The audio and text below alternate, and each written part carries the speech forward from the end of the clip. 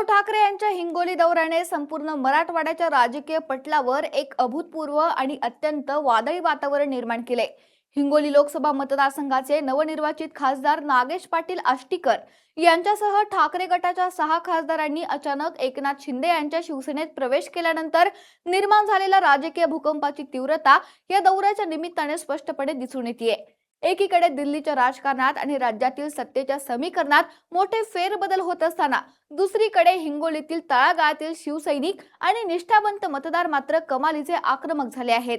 नेते जरी सोडून गेले तरी सर्वसामान्य जनता आणि मतदार अजूनही मातोश्री सोबतच घट्ट उभे आहेत। हा विश्वास हिंगोलीतील ठाकरे गटाच्या पदाधिकाऱ्यांनी आणि शिवसैनिकांनी आपल्या कृतीतून आणि आक्रोशातून दाखवून दिलाय। खासदारांच्या बंडखोरीनंतर उद्धव ठाकरे यांनी हिंगोलीतील महावीर भवन येथे घेतलेली जाहीर सभा ही केवळ एक राजकीय औपचारिकता नसून ती बंडखोरांना आणि सत्ताधाऱ्यांना थेट दिलेलं एक जाहीर आव्हान मानलं जाते। या दौऱ्यामुळे हिंगोली जिल्हा आणि संपूर्ण मराठवाड्यात शिवसेना विरुद्ध शिवसेना असा संघर्ष आता अत्यंत टोकाच्या भूमिकेवर पोहोचला आहे। ठाकरेंच्या या खास दौऱ्यात नेमकं काय घडतंय पाहूया त्या व्हिडिओतून। नमस्कार, मी निकिता आणि आपण पाहतायत LS मराठी। हिंगोलीतील या संपूर्ण राजकीय संघर्षाची पाळेमुळे नागेश पाटील आष्टीकर यांच्या पक्षांतरात आहेत। लोकसभा निवडणुकीत हिंगोलीच्या मतदारांनी उद्धव ठाकरे यांच्या चेहऱ्यावर आणि मशाल या चिन्हावर विश्वास ठेवून आष्टीकरांना भरघोस मताने निवडून दिले। हा विजय महाविकास आघाडी आणि विशेषतः ठाकरे गटासाठी अत्यंत महत्त्वाचा मानला जातोय। परंतु निवडणुकीनंतर काहीच महिन्यात आष्टीकर यांनी अचानक आपली भूमिका बदलली आणि मुख्यमंत्री एकनाथ शिंदे यांच्या नेतृत्वाखालील शिवसेनेत जाहीर प्रवेश केला। या बंडखोरीमुळे हिंगोलीतील शिवसेना कार्यकर्त्यांमध्ये प्रचंड संतापाची लाट उसळली आहे। ज्या मतदारांनी आणि शिवसैनिकांनी स्वतःचे रक्त आठवून घाम गाळून आष्टीकरांचा प्रचार केला आणि त्यांना संसदेत पाठवलं, त्यांच्यासाठी हा निर्णय अत्यंत धक्कादायक आणि फसवणुकीचा होता। आष्टीकर यांच्या निर्णयाचे पडसाद संपूर्ण जिल्ह्यात उमटायला वेळ लागला नाही। संतप्त शिवसैनिकांनी हिंगोलीच्या गांधी चौकासह जिल्ह्यातील विविध प्रमुख तालुक्यांच्या ठिकाणी एकत्र येत आष्टीकर यांच्या प्रतिकात्मक पुतळ्याचे दहन केले। केवळ पुतळे जाळण्यावरच कार्यकर्ते थांबले नाहीत, तर त्यांनी बंडखोरांच्या फोटोंना जोडे मारून आपला तीव्र निषेध नोंदवलाय। या आंदोलनादरम्यान कार्यकर्त्यांनी दिलेल्या घोषणांनी संपूर्ण हिंगोली शहर दणाणून सोडले। या राजकीय धुमारीत ठाकरे गटाचे स्थानिक पदाधिकारी, जिल्हा प्रमुख विनायक भिसे पाटील आणि युवा सेनेचे नेते परमेश्वर मांडगे यांनी अत्यंत आक्रमक आणि खंबीर भूमिका घेतली आहे। पदाधिकाऱ्यांनी पत्रकारांशी बोलताना स्पष्ट केलंय की शिवसेनेचा इतिहास हा संघर्षातून उभा राहिलेला इतिहास आहे। आजवर अनेक मोठे नेते, आमदार आणि खासदार पक्ष सोडून गेले, परंतु शिवसेनेचा पाया असलेला सामान्य कार्यकर्ता कधीही ढळला नाही। हिंगोलीतील मतदारांनी नागेश पाटील आष्टीकर यांना व्यक्ती म्हणून नव्हे तर उद्धव ठाकरे यांचे प्रतिनिधी आणि मातोश्रीचे दूत म्हणून मतदान केलंय। त्यामुळे आष्टीकरांनी केलेली बंडखोरी हा केवळ पक्षाशी केलेला द्रोह नसून तो हिंगोलीतील लाखो मतदारांच्या पाठीत खूप असलेला खंजीर आहे। स्थानिक पदाधिकाऱ्यांनी बंडखोर खासदारांना उघड आव्हान दिलं आहे की त्यांनी खासदारकीचा राजीनामा देऊन पुन्हा एकदा जनतेच्या दरबारात यावं आणि निवडणूक लढवून दाखवावी।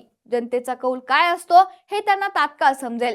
जोपर्यंत आष्टीकर खासदारकीचा राजीनामा देत नाहीत तोपर्यंत त्यांना हिंगोली जिल्ह्यात पाऊल ठेवू दिलं जाणार नाही आणि जेव्हा जेव्हा जिल्ह्यात ते येतील तेव्हा त्यांना तीव्र काळ्या झेंड्याचा आणि शिवसैनिकांच्या रोषाचा सामना करावा लागेल, असा इशाराही यावेळी देण्यात आलाय।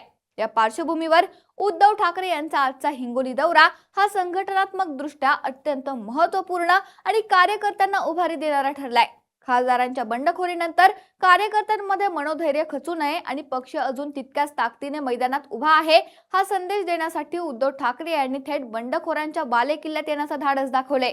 वाशिम आणि यवतमाळच्या दौऱ्यानंतर उद्धव ठाकरे यांचे हिंगोलीत आगमन झाले तेव्हा त्यांचे स्वागत करण्यासाठी हजारो शिवसैनिकांनी रस्त्याच्या दुतर्फा गर्दी केली होती। महावीर भवन येथे आयोजित करण्यात आलेल्या मेळाव्यात कार्यकर्त्यांची उपस्थिती लक्षणीय होती, ज्यामुळे सभागृह आणि बाहेरील परिसर शिवसैनिकांच्या गर्दीने तुडुंब भरला होता। या मेळाव्यात स्थानिक महिला आघाडी, युवा सेना आणि ज्येष्ठ शिवसैनिकांच्या डोळ्यात आपल्या नेत्याबद्दलची निष्ठा आणि बंडखोरांबद्दलचा प्रचंड राग स्पष्टपणे वाचता येत होता।